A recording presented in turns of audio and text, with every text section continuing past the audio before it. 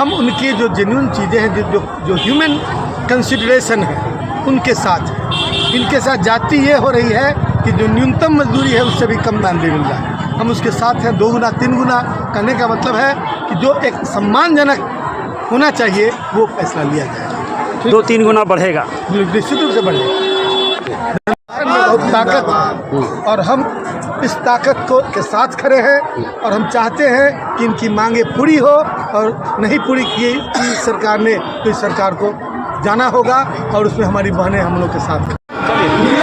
क्या कहेंगे सर आज के एक दिवसीय कार्यक्रम? हम लोग विवश होकर के आज 1 दिवसीय महापड़ाव का आयोजन किया है। हम लोग बार बार सरकार से अनुरोध करते रहे कि जिस नीति के कारण सेविका और सहायिका प्रताड़ित हो रही हैं, दंडित हो रही हैं, बिना मोबाइल उपलब्ध कराए, बिना पर्याप्त ट्रेनिंग के और बिना कठिनाइयों को दूर किए बिना जो लगातार FRS पर काम करने का दबाव दिया जा रहा है, ये बिल्कुल अन्यायपूर्ण है। इसके खिलाफ हम लोगों ने ये महापड़ाव रखा है और जब तक FRS वापस नहीं होगा तब तक हम आंदोलन लगातार करते रहेंगे और हमारी जो विभिन्न अन्य मांगे हैं उन पर भी सरकार को ग्रेच्युटी अब तक लागू नहीं हुआ है। सुप्रीम कोर्ट का आदेश हो चुका है, कर्नाटका में लागू हुआ है, बिहार में अभी कह रहे हैं कि फाइल बढ़ी है।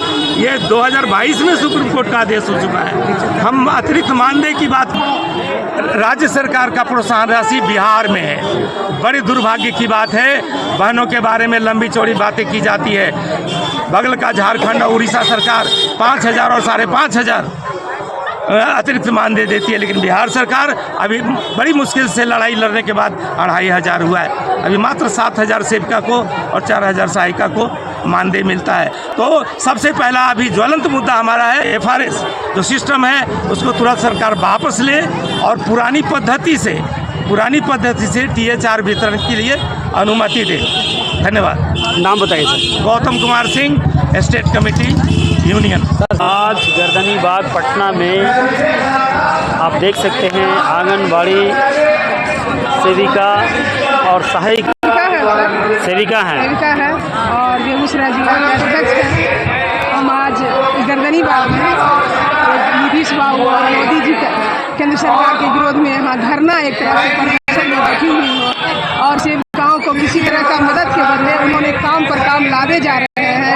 उन्होंने FRS लागू कर दिया, ना ही मोबाइल किसी तरह की बहुत पहले दिया गया और ख़राब हो गया, और ना ही किसी तरह का ट्रेनिंग दिया गया, और न मोबाइल चार्ज समय पर दिया जाता है और काम का बोझ लादते जाते हैं।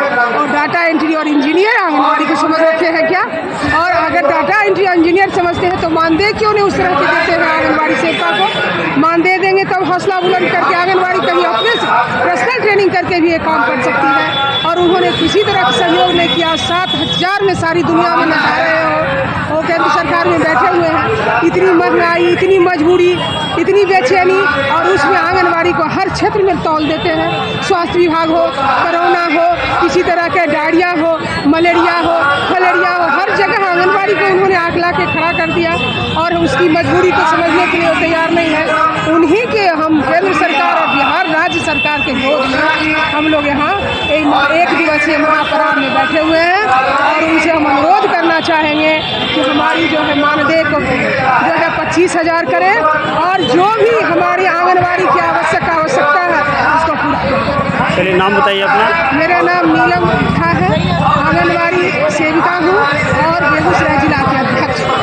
तो देखिए आंगनबाड़ी सेविका ये पूरा गर्दनीबाग पटना में आई हुई हैं, हज़ारों की संख्या में यहाँ बैठी हैं। तपती गर्मी है और गर्मी में एक टेंट के नीचे बैठी हैं। सभी महिलाएं हैं, आप देख सकते हैं कि सेविका में सभी महिलाएं ही हैं। सिर्फ और सिर्फ अपनी मांग को लेकर इनको 6,000 मिलता है, 25,000 का डिमांड है और इनका कहना है कि काम पर काम लाद दिया जाता है। इतना काम है जिसका कोई हिसाब नहीं है, लेकिन पेमेंट है, मानदेय है वो 6,000 रुपया है और 6,000 में क्या होने वाला है। तो इस तरह का आप देख सकते हैं सभी आंगनबाड़ी सेविकाओं को हम आपको गर्दनीबाग पटना में दिखा रहे हैं। बिहार के भिन्न भिन्न जिलों से लोग आए हुए हैं।